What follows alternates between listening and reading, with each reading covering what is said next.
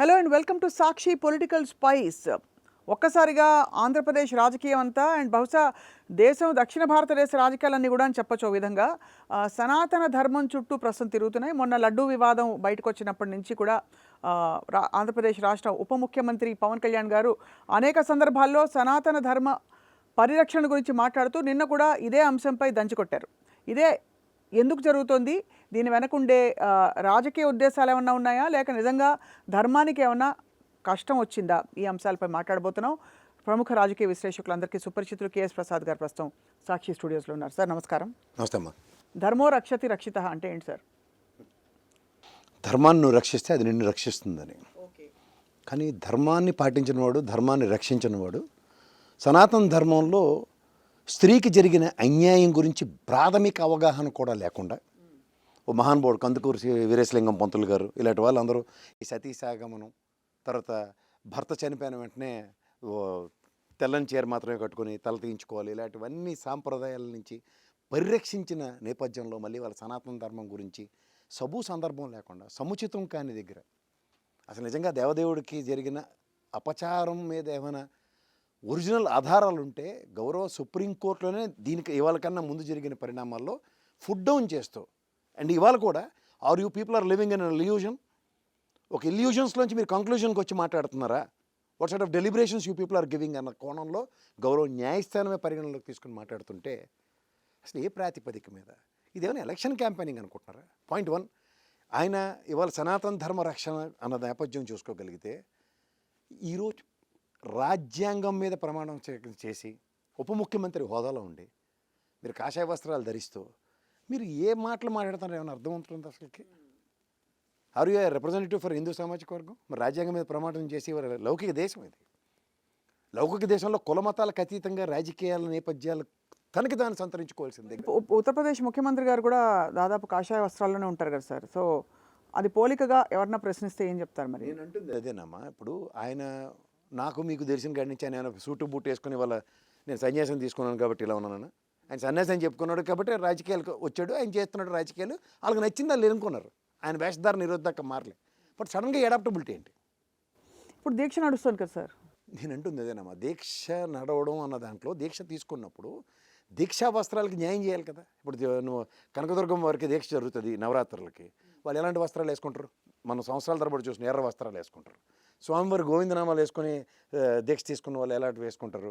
మొన్న పవన్ కళ్యాణ్ గారికే తెలియాలంటే ఆయన మెట్లు కడిగిన రోజు వేసుకున్న డ్రెస్సు స్వామివారికి వేసుకుంటారు. ఇప్పుడు ఆయన ఉన్న దీక్షా వస్త్రాలు నవరాత్రులకి అమ్మవారికి వేసుకుంటారు. ఇటుకట్టి చేసుకుని వెళ్తే మొదలెట్టింది దేనికి?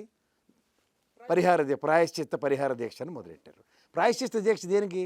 స్వామివారికి లడ్డూ ప్రసాదాలకు జరిగిన అపచారం మీద అన్నారు. టక్కన వెళ్ళి మాట మారిస్తే ఉత్తరం వెళ్ళలాగా.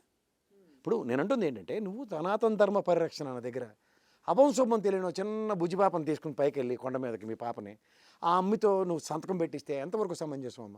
12 సంవత్సరాల లోపున వాళ్ళకి 18 సంవత్సరాలు ఓటు హక్కు వచ్చేదాకా వీళ్ళకి కులమతాలు రాజకీయాలు ఇలాంటివి ఆపాదించకుండా కదా స్కూల్లో చదువులు అంతే కదా చదివిస్తారు.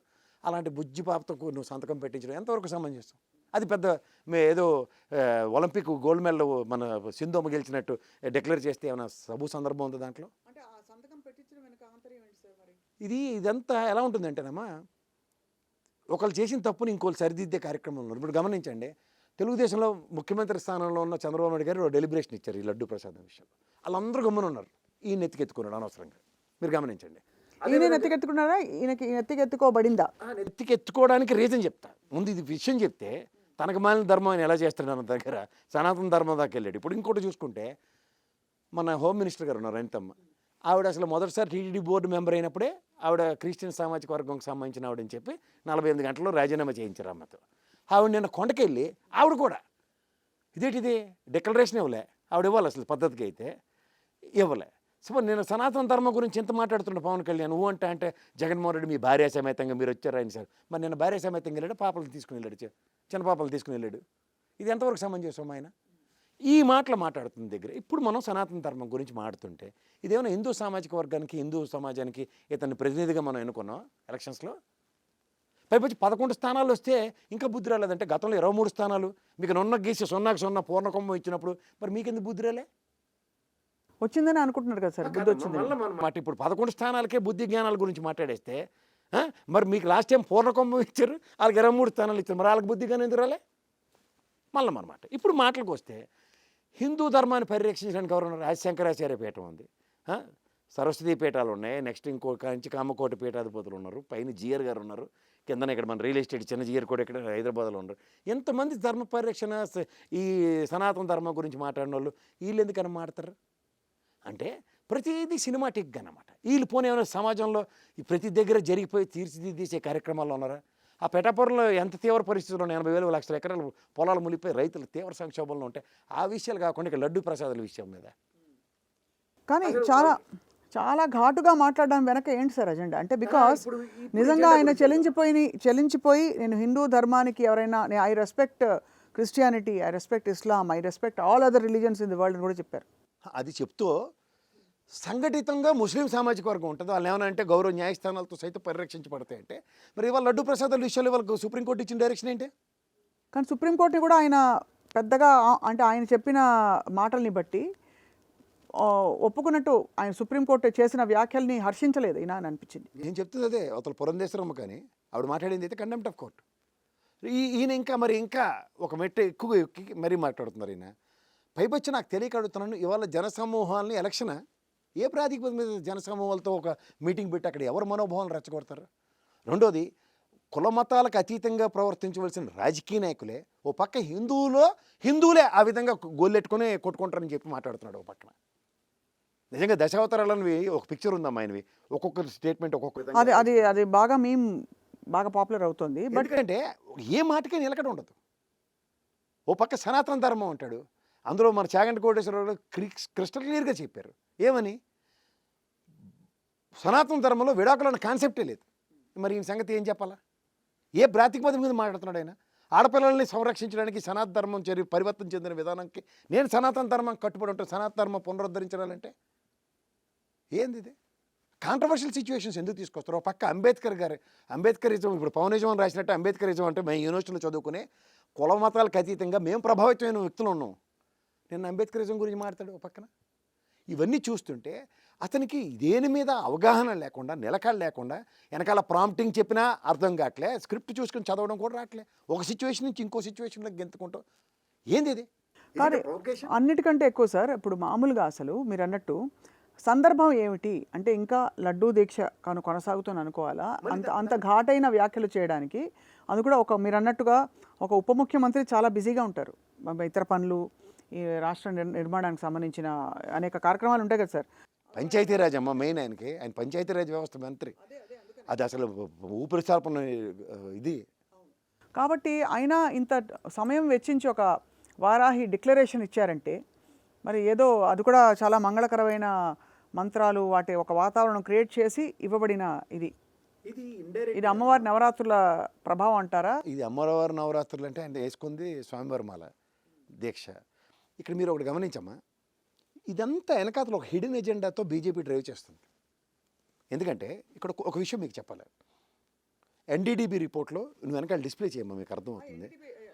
అందులో వాళ్ళు they are clearly criminal offences లాకి సంబంధించిన విషయాల్లో మేము ఇచ్చే రిపోర్ట్లు జస్టిఫై కావు, శాంటిస్టిక్ కాదని చెప్పారు. ఎందుకంటే ఇట్ వెరీ టు వెరీ. ఎందుకని ఉంటారు ఆ మాట? ఎందుకంటే వాళ్ళకి కన్క్లూజివ్గా లేదు కాబట్టి. సంబంధించిన విషయంలో they will test so many things.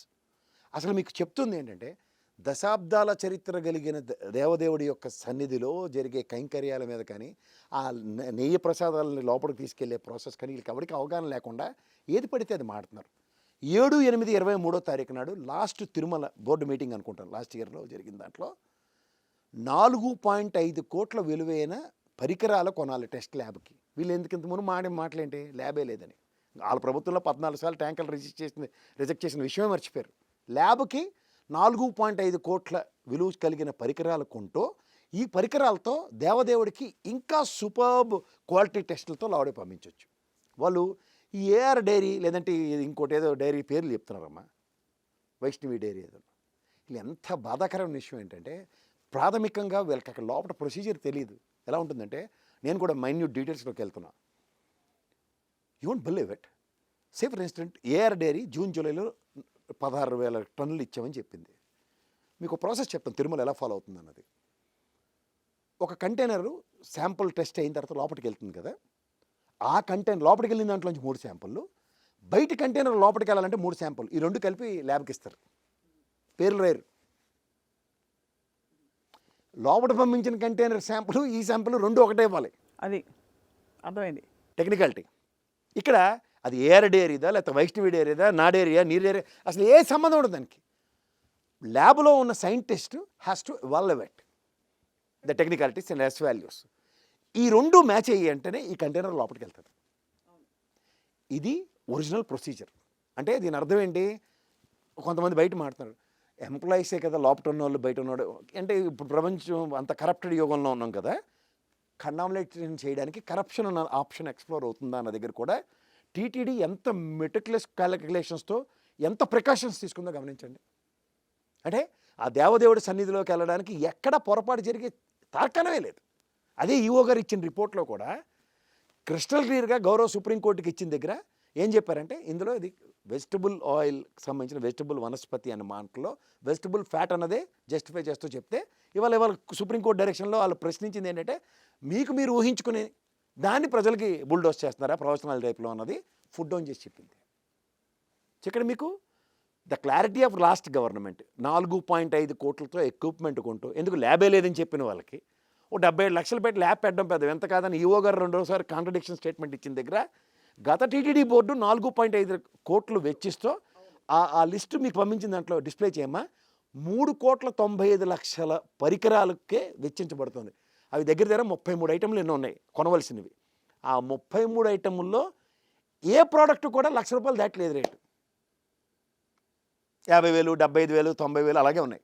చూసుకోండి వాళ్ళంటే. అవును, చూసాను సార్. సో నేను ఇవన్నీ ఎందుకు చెప్తున్నానంటే, ఒక కంటిన్యూస్ ప్రాసెస్ ఏదైతే ఉంటుందో దాన్ని డీవియేట్ చేయడానికి ఈ తిరుమల దేవస్థానం మీద కేంద్రం దక్షిణాదిలో ఎప్పటి నుంచో కాంకర్ చేయడానికి విశ్వ ప్రయత్నం జరుగుతుంది దగ్గర వీళ్ళు వాటికి బాటలు వేస్తున్నారు, లేనిది ఉన్నట్టు భ్రమింపజేసేలాగా. అందుకే ఇవాళ తుషార్ మేహతా గారు చూడండి, నిన్న వాయిదా వేయించి ఇవాళ సిట్కి సూపర్లేటివ్ సర్టిఫికేట్ ఇచ్చేస్తున్నాడు. కానీ మన అదృష్టంకి అది దేవదేవుడితో కాబట్టి గౌరవ సుప్రీంకోర్టు పర్యవేక్షణలో సిబిఐ నుంచి ఇద్దరిని, లోకల్ పోలీస్ డిపార్ట్మెంట్ నుంచి సిట్ పరంగా ఇద్దరిని, ఎఫ్ఎస్ఎస్ఐ నుంచి ఒకరిని ఇవాళ కాన్స్టిట్యూట్. సో ఇప్పుడు ఒక ప్రాథమికంగా అడగాలి, ఈ దర్యాప్తు సంస్థ దిస్ బాడీ ఏదైతే కాన్స్టిట్యూట్ అవుతుందో ఈ వీళ్ళు ఏం చేస్తారు, ఏం నిర్ధారించే ప్రయత్నం చేస్తారు? అంటే టైం పీరియడ్ ఉంటుందా, ఈ టైం నుంచి ఈ టైం లోపు జరిగిన లడ్డూల తయారీలో ఎక్కడెక్కడి నుంచి నెయ్యి వచ్చింది అని చేస్తారా, లేకపోతే ఈ పర్టికులర్ కన్సైన్మెంట్ ఏదైతే వీళ్ళు కల్తీ ఉందని చెప్పి బయట పెట్టే ప్రయత్నం చేశారు, which is not even connected actually, అదా కాదా అని చెప్పి ల్యాబ్ కూడా చెప్పేసింది, మాకు ఇచ్చిన శాంపుల్ చేసాం, ల్యాబ్ శాంపుల్ ఎక్కడదో మాకు తెలియదని చెప్పారు వాళ్ళు. అది కాబట్టి అది ఏం నిర్ధారిస్తారని అడుగుతున్నాను. రివైండ్ చేయలేరు కదా. ఇప్పుడు ఒకటి చెప్పగలం అమ్మా, ఈరోజు గౌరవ సిబిఐ కానీ గౌరవ సిట్ అథారిటీస్ కానీ ఫ్యాక్ట్స్ ఎట్లా ఎస్టాబ్లిష్ చేస్తారంటే, క్రిటికాలిటీస్ ఇప్పుడు ఏఆర్ డైరీలోంచి రిజెక్ట్ చేయబడింది లోపలికి వెళ్ళిందా లేదా అన్నది ఖచ్చితంగా తేటతెల్లం చేస్తారు, which is not possible, it's not happened అని. అక్కడ ఒక ఫస్ట్ క్లారిటీ వస్తుంది ప్రజలకి. రెండోది, ఈ ఫుడ్ సేఫ్టీ అథారిటీస్ సంబంధించిన ఎఫ్ఎస్ఎస్ఐ నుంచి చేసిన అధికారి పర్యవేక్షణలో దాని యొక్క శాంపుల్స్ టెస్టింగ్ కనుక జరిగితే దాంట్లో క్రెడెన్షియల్స్ క్రిస్టల్ క్లియర్గా ఈ process already derived which is happening and this will have is own sanctity అనేది కనుక ఎస్టాబ్లిష్ అయితే హెన్స్ ఫోర్త్ ఈ ప్రాబ్లమ్స్ రిపీట్ కావు. మూడోది, గౌరవ సుప్రీంకోర్టు పర్యవేక్షణ అన్నప్పుడు ప్రతి ఒక్కరికి ఒళ్ళు దగ్గర పెట్టి ఉంటారు, ఇది దీంట్లో జరగబోయేది. మోరవర్ ఇవాళ మీకు వెనకాతల ఇంత స్టోరీ నడిపించడానికి కారణం ఏంటంటే, సెంట్రల్ గవర్నమెంట్ పవర్ తీసుకోవడానికి అండ్ ముఖ్యంగా ఆంధ్రప్రదేశ్ని నాకు తెలిసో తెలియకో ఇండైరెక్ట్గా మణిపూర్ నేపథ్యానికి తెరలేపుతున్నారా అని. ఎందుకంటే నిన్న పవన్ కళ్యాణ్ ఊగిపోయి మాట్లాడుతున్న విషయాల్లో లేని దగ్గర ఆవేశం ఎందుకు ప్రదర్శిస్తున్నాడు, అవ్వని పెళ్ళికి ఎందుకు బాజాలు కొడుతున్నాడు అంటే ఆయన ఆగ్రహంగా ఉన్నారు కదా సార్, సనాతన ధర్మానికి ఒక అదే ఏం చెప్తున్నాడు, ఒక ముప్పు వచ్చిందని. నిజంగా చెప్తున్నాను, ఆయన చెప్పిన 30,000 మంది పిల్లలు మిస్ అయిపోయారని చెప్పిన ఒక కట్టు కదా. నిజంగా ఆయన మంత్రిత్వ శాఖ డిప్యూటీ చీఫ్ మినిస్టర్ అయిన తర్వాత హోమ్ మినిస్టర్గా ఈయన కలిపి ఒక సమన్వయ కార్యాచరణలో ఎస్టాబ్లిష్ చేశారు అనుకో, నిజంగా సనాతన ధర్మం అంటే ఆడపిల్లలకి జరిగిన దాష్టికం కింద నేనైతే అనుకుంటూ దీన్ని పరిరక్షకుడు కింద ఈయన అవతార పురుషుడు అయ్యాడా, 13వ ఆళ్వార్ కింద ఏమైనా అవతారం ఎత్తాడా అన్నది ఖచ్చితంగా మాట్లాడాలి. కానీ ఇక్కడ ఏది నిన్న కాక మొన్న మొన్న పొంగనూరులో జరిగిన 6 సంవత్సరాల బాలిక 7 సంవత్సరాల పాపకి జరిగిన అఘాయిత్యం, నెక్స్ట్ ఈ ప్రభుత్వం వచ్చిన వెంటనే ఎంతమంది ఆడపిల్లలకి ఏ విధంగా అఘాయిత్యాలు జరిగాయో చూస్తున్నాం. గొడ్లవల్లేరు కాలేజీలో ఇతని ప్రతిస్పందన ఏదమ్మా, బీయింగ్ ఏ డిప్యూటీ సీఎం ఒక్క మాట మాడాలి కదా. ఇప్పుడు కాదంబరి నత్వాన్ని తీసుకొచ్చి ఓహో ఇంకా విన్యాసాలు ఎన్ని చేయాలి అని చేశారు, మరి ఆయన దాని మీద ఏమైనా మాట్లాడా? ఎందుకు మాట్లాడలేదు? రెండోది రామతీర్థాల రాముడు వాళ్ళ తల తెగిపోయిందన్న విషయం 25 సార్లు మాట్లాడుతున్నాడు. నువ్వు ఒక సీనియర్ జర్నలిస్ట్ అమ్మా, ఆ టైంలో ఈయన ప్రతిస్పందన చెప్పు. కుక్కుటేశ్వర స్వామి రథం తగలబడినప్పుడు అభియోగాలు జనసేన పార్టీ మీద వచ్చే తెలుసా అమ్మా ఇనిషియల్గా? తెలుసా నీకు? దాని మీద ఏమైనా ఇతను ఒక్క మాట ఏమైనా మాట్లాడా? మొన్న చిత్ర పరిశ్రమలో కూడా అయ్యాయి కదా సార్ కొన్ని ఇష్యూస్. నేను అంటుంది, నేను ఈ లేటెస్ట్ నిన్న కొండా సురేఖ్ గారి విషయంలో ఆవిడ మాట్లాడిందని పాపం ఆవిడ విత్డ్రా చేసుకుంది మొత్తం అదంతా. మీరు బాలకృష్ణ గారు పవన్ కళ్యాణ్ గారు రియాక్షన్స్ చూసావా? మిగిలిన వాళ్ళు ఎవరైనా చూసావా? జూనియర్ ఎన్టీఆర్ మాట్లాడితే మాత్రం అదేటట్లా భువనేశ్వరమ్మకి జరిగినప్పుడు ఎందుకు మాట్లాడలేదని ఎద్దేవాళ్ళు చేస్తున్నారు పొడిచి. అది వాళ్ళ గొప్పతనం. ఇక్కడ మాట్లాడుతుంది ఏంటంటే, ఒక సమంత అనే ఆడపిల్ల తను విడాకులు తీసుకున్న దగ్గర నుంచి ఖచ్చితంగా ఒక ఆడ్ సర్కమాస్టెన్సెస్ని ఎదుర్కొంటుంది. నిన్న మొన్న పాపం ఏదో కాలు చేయకూడదు తీసుకుని వాళ్ళ కుటుంబంతో ఏదో పెళ్లి కార్యక్రమంలో అందరితో ఫోటోలు దిగి పర్లేదు సెటిల్ అయిన అనుకో, కానీ ఇమీడియట్గా ఆవిడ మళ్ళీ దాచుకొని స్టార్ట్ అయింది. ఇది కదా ఇలాంటి వాటి మీద కదా నువ్వు ప్రతిస్పందించాలా? సెన్సిబిలిటీ అన్నది ఉంటే ఏమనంటే సనాతన ధర్మం అంటావు. నీకు లేని కార్యక్రమాలు నువ్వు ఎందుకు ఎత్తుకుంటావు తెలకి? పోనీ నువ్వేం రాజ్యాంగం గతంలో ఓడిపోయి ఉన్న సిచ్యువేషన్ ఇప్పుడు మళ్ళీ అట్రిబ్యూట్ అయింది అనుకోండి, అయ్యో ఈసారి అట్లీస్ట్ సనాతన ధర్మం కొత్త నటన మొదలెట్టాడు అనుకోవచ్చు. అరే గెలిచినవరా బాయ్, ఓ పక్క డిప్యూటీ చీఫ్ మినిస్టర్వి, నీకు ఎన్ని పనులు ఉంటాయి? తలమాసిన పనులన్నీ ఉన్నాయి అక్కడ పంచాయతీరాజ్ శాఖ పరంగా. అవన్నీ గాలికి వదిలి సనాతన ధర్మం ఏమనంటే అది యోగి ఆదిత్యనాథ్ గారు కాషాయం కట్టుకున్నారు కాబట్టి నేను కాషాయం కట్టుకుని అంటే ఆయన ఆ మాట అనలేదు. ఆయన అనలేదు, కానీ అంటే మనం అన్వయించుకోవడానికి మీరు కాషాయం ఎలా కడతారు అని అంటే నేను అన్నాను కాషాయం కట్టే ముఖ్యమంత్రులు కూడా ఉన్నారు కదా అని. నేను అంటుంది అదేనమ్మా, ఇక్కడ కాషాయం కట్టే ముఖ్యమంత్రికి ఒక ఎజెండా ఉంది. కొత్తగా కాషాయం రంగులో మురుగున్న వాళ్ళకి కొత్త ఎజెండా ఏంటంటే, ఒకటి పార్టీ విలీనం అవుతుంది, chance are very bright. Next Purandeswari గారా లేకపోతే నేనా అధ్యక్ష రేసులో ఉండే కార్యక్రమం ఉంటుంది. రేపు ఉగాది తర్వాత జరగబోయే రాజకీయ పరిణామాలు కొంచెం డిఫరెంట్ ఎండ్లో ఉంటాయి. ఇప్పుడు ఇదంతా జరుగుతున్న టీడీపీ వైఖరి ఏంటని అన్వయించుకోవాలి? డమీ కాబోతుంది. మీరు 5 సంవత్సరాలు బట్టి జగన్మోహన్ రెడ్డి గారి గవర్నమెంట్లో కూడా టీడీపీ పేరు ఎత్తకుండా ఈయనకు ఒక బిరుదు ఇస్తే ఆ బిరుదును సార్థకత చేసుకోవడానికి ఇప్పుడు కూడా అదే ప్రయత్నాలు జరుగుతున్నాయి. నేను ఇందాక నుంచి చెప్తుంది అదే. గమ్మునున్న తెలుగుదేశం ఇతను నాది కాని పని ధర్మాన్ని నెత్తికెచ్చుకొని ఊరికనే నెత్తివాచుకుంటున్నాడు ఓ పక్కన పవన్ కళ్యాణ్ గారు. రెండోది మీరు నిశ్చితంగా గమనిస్తే ఇవాళ ఒక హిడెన్ ఎజెండాతో బీజేపీ ఒక డ్రైవ్ చేస్తుంది స్టేట్లో. మణిపూర్ తరహా పరిస్థితులు ఇక్కడ, ఎందుకంటే కులాలు మతాల గురించి తెగ మాట్లాడుతున్న వ్యక్తి ఇది, సందర్భం సముచితం లేకుండా ఈయనే మాట్లాడుతున్నాడు. సో ఇది ఎక్కడికి లీడ్ అవుతుంది ఓవర్ పీరియడ్ ఆఫ్ టైం? కోతిపూడి బ్రహ్మరాక్షస్ చేసే కార్యక్రమం, చిలికి గాలివాన్ చేసే కార్యక్రమం. ఎందుకంటే ముస్లిం సామాజిక వర్గాన్ని రెచ్చగొడుతున్నాడు ఒక పక్కన, అలాగే క్రైస్తవ సామాజిక వర్గం గురించి ఏది పడితే అది జగన్మోహన్ రెడ్డి గారిని ఆపాదించి మాట్లాడుతున్నాడు. ఓ పక్క బ్యాప్టిజం నేను తీసుకున్నాను చిన్నప్పుడే అంటాడు. డిక్లరేషన్ ఇవ్వాల్సింది ఈయనైతే అపంశోభం తెలియని ఆ బుజ్జితేలతో డిక్లరేషన్ ఇప్పించాడు. మీరు గమనించండి. సో ఇక్కడ ఇవన్నిట్లోంచి అనవసరమైన విషయాలే కదా, ఇందులో పనికొచ్చిన విషయం ఏమైనా ఉందా? పోనీ భార్య సమేతంగా వెళ్ళాడు బాయ్ హిందూ ధర్మాన్ని, ఆ అమ్మాయిని కూడా. సనాతన ధర్మం అంటే నువ్వు ఇంట్లోనే పరిరక్షించలేకపోతున్నావు. భిన్నత్వం ఏకత్వంలాగా పైపచ్చి నువ్వు లౌకికవాదం దేశంలో జస్టిఫై చేసే కార్యక్రమంలోనే కుటుంబ పరంగా ఉంది. కాదు లౌకికవాద దేశంలో కుటుంబంలో ఎవరికి కావాల్సిన వాళ్ళు they can practise whatever religion they want, అవునా కదా? No I'm not denying it. ఇక్కడ ఒక చిన్న ఇది ఉందమ్మా. ఇప్పుడు ఒక హిందూ ముస్లిం భార్యాభర్తలు ఉన్నారు, ఎగ్జాంపుల్ చెప్తున్నా. నాకు తెలిసిన మా మిత్రులు కానీ లేకపోతే సమాజంలో కూడా wife carries the designations of husband typically, అవును, సర్నేమ్ కానీ లేకపోతే కులం కానీ గోత్రం కానీ. బట్ ఒక భార్యని భర్త గౌరవించే కార్యక్రమంలో ఆవిడ మత యొక్క ఆరాధన కానీ ఆవిడ మతానికి చేసుకునే కార్యక్రమాల్లో కానీ ఎక్కడ ఆపేక్షలు లేకుండా, అంటే పాబంధకాలు క్రియేట్ చేయకుండా ఎస్ యూ గో హెడ్ అని చెప్పిన ఉదంతాలు నేను చూశాను. కానీ she gives respect to her husband and takes surname of his husband and all. But ఇక్కడ కాంట్రడిక్షన్ ఏంటంటే, as far his kids are concern, నాకు తెలిసి భర్త ఐడెంటిటీ వస్తుంది, కానీ ఆ పాపకి బ్యాప్టిజం అక్కడ రష్యాలో ఇప్పించింది వాళ్ళ అమ్మగారు అని చెప్పింది విషయంలో ఇది కాంట్రడిక్షన్కి లీడ్ అవుతుంది. అంటే ఇది మీరు లేవనెత్తడానికి కాంటెక్స్ట్ సనాతన ధర్మ పరిరక్షణ అనే కార్యక్రమం కింద ఇవన్నీ రావు అని. లేకపోతే సార్ ఎవరి వ్యక్తిగత జీవితాల గురించి కుటుంబాల గురించి మాట్లాడాల్సిన ఎవరి ఇన్ఫ్యాక్ట్ భగవంతుడికి భక్తుడికి మధ్య ఉండే బంధం అనేది అది కంప్లీట్లీ వ్యక్తిగతం. ఎవరు మాట్లాడకూడదు, మీరు మాట్లాడకూడదు, నేను మాట్లాడకూడదు. తిరుమలకమ్మ నాకు రామానుజాచార్యులు గారు కానీ శంకరాచార్యులు గారు కానీ చెప్పినవి చదివితే ఒకసారి, అలిపిరి మెట్టుకడ తిరునామాలు ధరించి నువ్వు మెట్లు ఎక్కి స్వామివారి దర్శనంకి వెళ్తున్నావు అంటేనే నువ్వు హిందూ, ఆ దేవుడి మీద నీకు గౌరవం ఉందని అర్థం, కులానికి మతానికి అతీతంగా.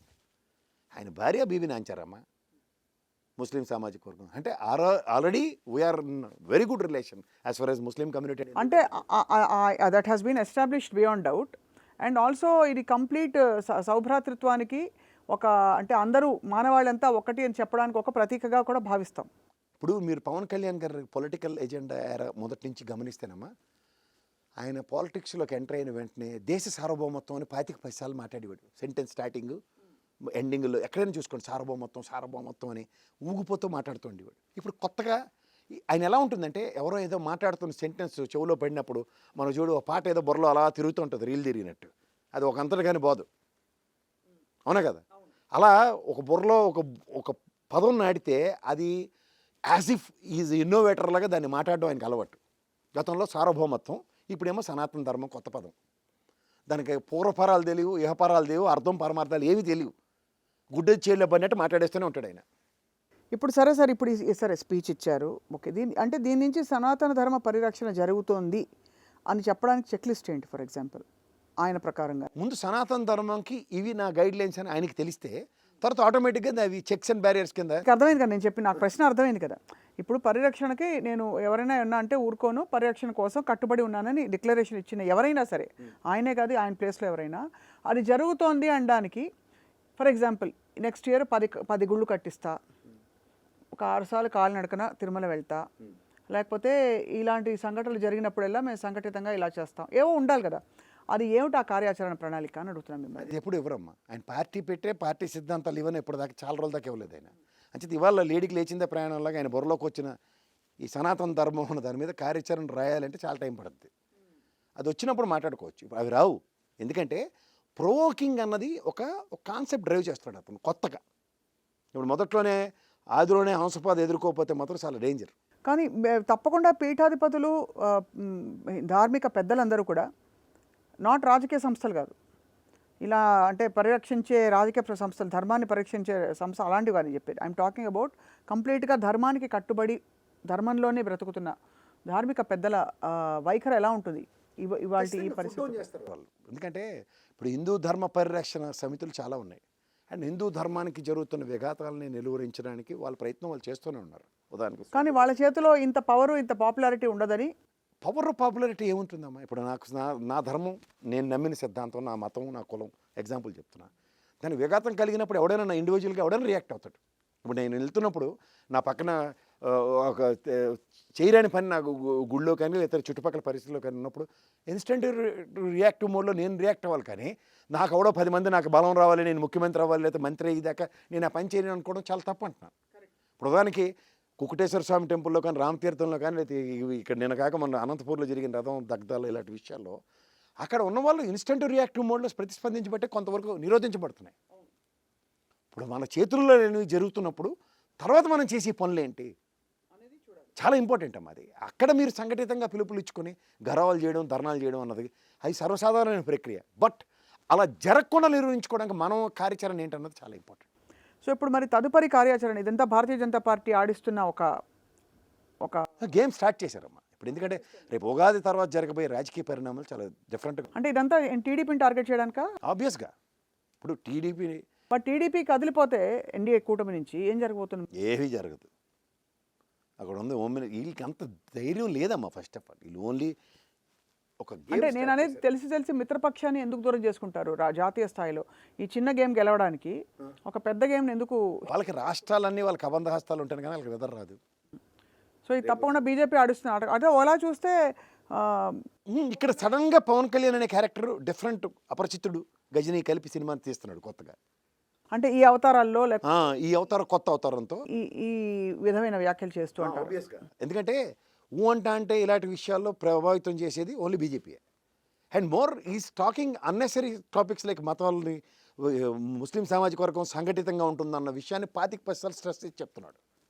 అండ్ యాజ్ ఇఫ్ మనకేదో జరిగితే మన హిందూ సామాజిక వర్గం ఏం జరిగితే ఈసారి నేను ఊరుకోనని ఇంకొక ప్రొవొకేషన్ ఇస్తున్నాడు. అంటే ఇండైరెక్ట్గా మీ కన్సాలిడేటెడ్గా మీరు ఉన్నా సరే మా దగ్గరికి వస్తే మేము ఊరుకోమన్నది ఒక ప్రొవొకేషనే.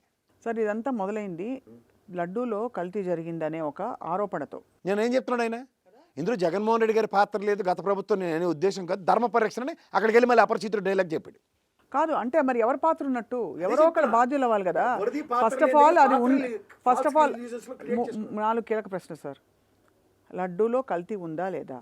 అయోధ్య లడ్డూలో ఉందని చెప్పి కూడా చెప్పారు కదా. అయోధ్య అప్పటికి అసలు ఈ సంస్థ లేనే లేదని చెప్పి ఈ whatever AR dairy whatever జనవరిలో అయిందమ్మా అయోధ్య. అయోధ్యకి వెళ్ళినప్పుడు లడ్డూలు పంపించారు. అప్పుడు కూడా ఈయన ఒక రాజకీయ పార్టీ అధ్యక్షుడే కదా. అప్పుడు ఈయన ప్రతిస్పందన ఏంటి? నిజంగా చెప్పాలంటే మన ప్రైడ్, ఆంధ్రప్రదేశ్ ప్రైడ్ నుంచి మనం ఆ దేవదేవుడికి ప్రసాదాన్ని తిరుమల నుంచి రాముల వారి సన్నిధికి పంపించాం. ఆ రాముల వారి సన్నిధికి పంపించే ప్రసాదం ఆంధ్రప్రదేశ్ రాష్ట్రం నుంచి వెళ్తుందంటే మనకు ఎంత గర్వకారణం. అలాంటప్పుడు బాధ్యత కలిగిన స్థాయిలో ఉండి కూడా ఒక పార్టీ అధ్యక్షుడి స్థాయిలో ఉన్నప్పుడు ఆయన ప్రతిస్పందన ఏది? పండగలను పాసినాడు ఇప్పుడా రెచ్చిపోతాడు నిన్న మీటింగ్ పెట్టి. నేను అంటుంది ఏంటంటే నిజంగా ఆ రోజు ఆ పరిస్థితి ఉండి కర్మగాలి అందులో పొరపాటు జరిగింది. ఎందుకంటే అక్కడ 1,00,000 లడ్డూలు ఎలాగైనా వాసన వస్తున్నాయనో లేదంటే స్వామివారి ప్రసాదం బాగోలేదనో రిజెక్ట్ చేశారు అనుకో అక్కడ. అప్పుడు అక్కడి నుంచి మొదలైన స్పందన ఇవాళ దాకా ఉంటే కంటిన్యూ మాట్లాడవచ్చు. అంటే అక్కడ అనుమానం first of all. So first question ఒకటే సార్, లడ్డూలో కల్తీ ఉందా లేదా అది సంస్థ ఈ సిట్ నిర్ధారించాలి ఫస్ట్ ఆఫ్ ఆల్. రెండోది, ఒకవేళ ఉందని ఆరోపిస్తూ ఉంటే అది కావాలని జరిగిందా నిర్లక్ష్యంతో జరిగిందా? మూడోది, ఒకవేళ కావాలని జరిగితే ఎవరు కావాలని తీసుకెళ్ళి సో అండ్ సో ఫ్యాట్లన్నీ తీసి అక్కడ కలిపారు అని, అంటే what is the complete allegation or what is the problem statement అనేది నిర్ధారించాలి. దానికి అంతటికీ బేసిస్ ఒక రిపోర్ట్ రావాలి. సిట్ బృందం ఫస్ట్ అసలు దీన్ని ఇన్వెస్టిగేట్ చేసి బయటికి రావాలి.